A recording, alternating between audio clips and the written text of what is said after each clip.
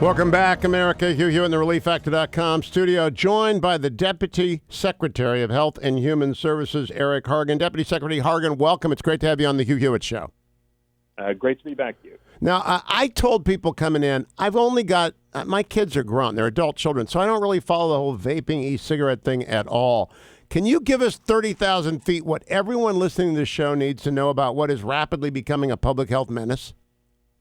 Yes, we have seen an incredibly concerning rise in the use of these vaping products by kids. They have gone in 1 year from a little over 20% use of this to over almost 28% use. That's an incredibly huge rise. This product is really penetrating into these areas. They market it. Sometimes these manufacturers market it with fruit flavors and other kinds of bubblegum flavors that attract the kids. They start taking these nicotine products and vaping, and we're really concerned about that because what we don't want to have is that these products become a way for kids to start either taking nicotine regularly, it's an addictive substance, or end up transitioning to smoking later on, which is one of our easiest, most preventable public health problems. And we really don't want to see it start up again after we've been so successful in lowering the rates of smoking. We don't want this to serve as an off-ramp or on-ramp to more smoking taking place. So what we're doing is that we're announcing that we're no longer going to sort of stand by and allow companies to have these non-tobacco flavored e-cigarette products out there anymore without coming in and getting approval from us. Now, you see a bunch of the ultra-libertarians denouncing HHS, Secretary Azar, President Trump, for moving into the marketplace and shouldering out the flavored. Now, I think this is different. This is the police power being exercised judiciously in the licensing of addictive products. And there's a second side of this story, which is vaping is killing some people. I mean, it's doing some weird lung stuff out there. Are these distinct problem sets, or are they the same problem set? They're different. Right now, we have an ongoing investigation into those deaths. We're not sure right now, and we don't want to get out ahead of ourselves.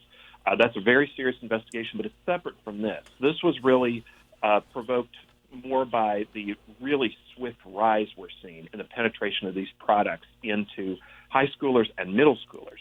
Honestly, it has gone down into the level of middle schools at this point, where there's a lot of vaping activity going on. So it's a separate thing. It's happening at the same time, and that's a very serious ongoing investigation where we're trying to see whether it's the products or whether the products have been altered in some way to produce the deaths. So we don't want to kind of jump the gun on that investigation. It's separate and independent from potentially these altered products causing deaths or these misused products causing deaths.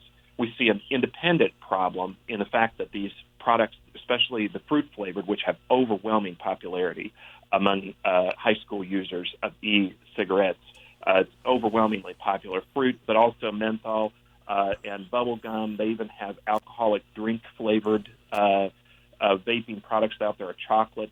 And so these are very popular. Deputy Secretary Hargan, I just do not understand this. How you can have a chocolate-flavored vape? Is it leave the flavor in your mouth? What is it? What is it? You know what? I've never tried them, so I can't tell you from personal experience. I was going to say unfortunately, but actually fortunately. I'm glad I haven't had that. I kind of agree with you with the point you're making. Not sure that's what I do. Now, in terms of why it is skyrocketing in popularity, kids go through. I mean, we had Tide Pod, right? That disaster for a while. Yeah. Is this a fad, or is it the kind of data that makes you think because it's addictive, it's going to keep going? That's what we're concerned about. Nicotine is highly addictive, just of its nature, and we kids who start on these are more likely than non-users to migrate to smoking combustible tobacco, meaning the regular cigarettes that we know cause so many health problems.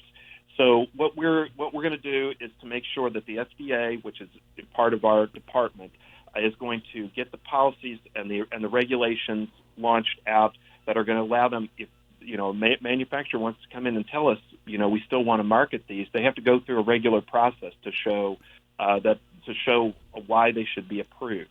We're no longer going to kind of sit back and say, allow them to market them without coming in to the agency and coming to us to say, under our normal process, you have to come in and get what's called a PMTA. You have to get pre-market approval of these tobacco products.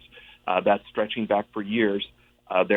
We've been exercising discretion over these products, waiting and seeing. Now we see an explosion of use among high school students, in particular, youth generally, middle schoolers penetrating in middle schools, and so we have to take action on it. 60 days to a final rule, 30 days, Deputy Secretary Hargan. How long?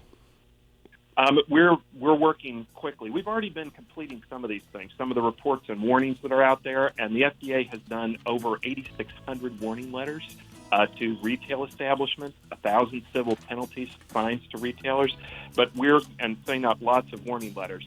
But we're moving rapidly to put the regulations in place. As you know, being a good attorney, we'll have typical comment period and all that.